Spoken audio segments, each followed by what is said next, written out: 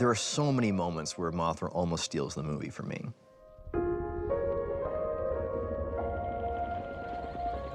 She's meant to convey a sense of awe and wonder that you don't necessarily have with the other creatures. I think Mothra will be everybody's favorite monster, at least in their hearts. She is pure good in a lot of ways, and her intention is to take care, to regenerate, to grow. Mothra was the biggest challenge because it was probably the most back and forth in terms of design to get it right. You want her to be feminine, but powerful. You want her to have a benevolence, but she's also badass. So visualizing all of that takes everybody working really hard to pull that off.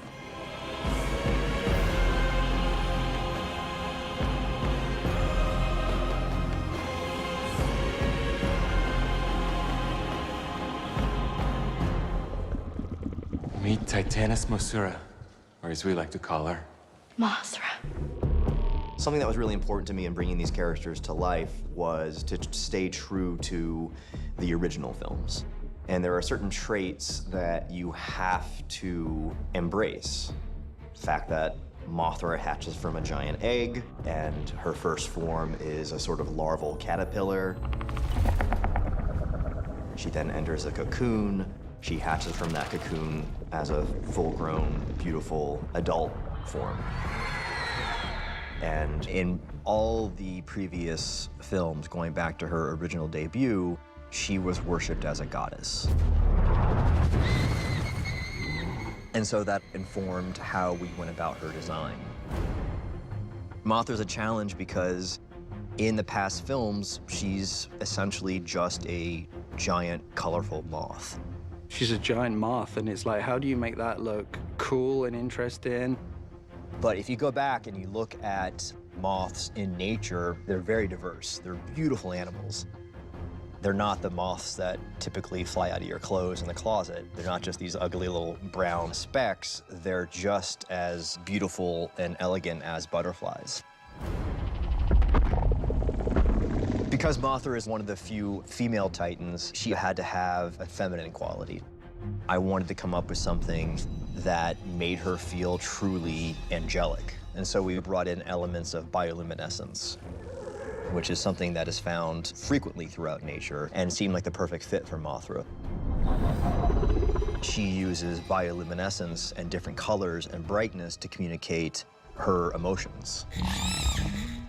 Mike had that from day one. Like, he knew that's what he wanted it to look like. I felt that Mothra shouldn't just be a moth, that she should embody the traits of a lot of different insects. We did look at creatures like the praying mantis, because they're quite elegant, but they're also incredibly deadly.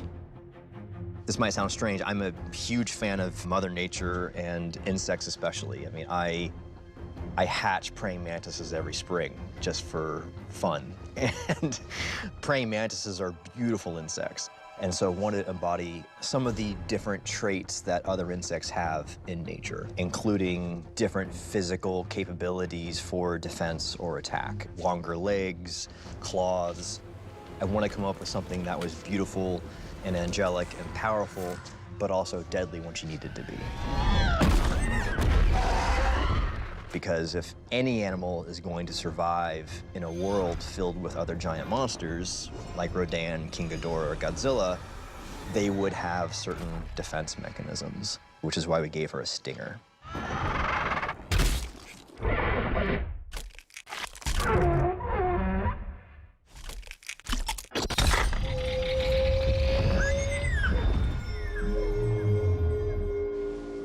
beautiful. Mothra's got a really interesting soundscape. It's like a song. She is a mix of different kinds of insects.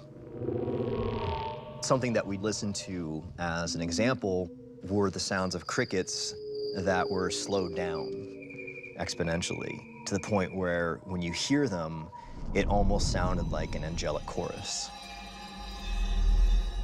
And I think she uses sound as a method of communication even more than the other creatures do.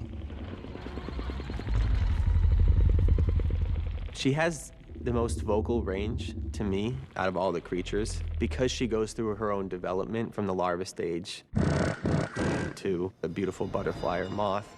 Her vocalization changes along the way.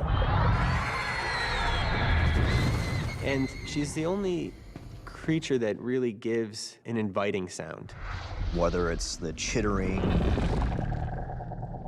the screeches, there's something very pleasant and musical about the way that she sounds.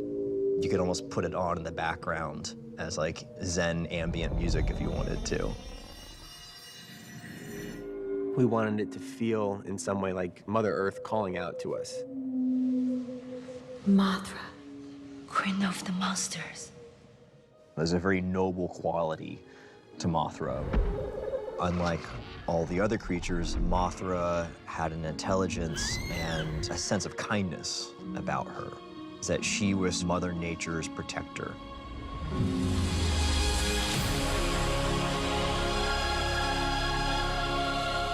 Every time she shows up in the story, it changes the energy of the movie. Everything becomes figuratively and literally brighter. I was already in love with Mothra before we started the movie, and then as it progressed, I only fell in love with her even more.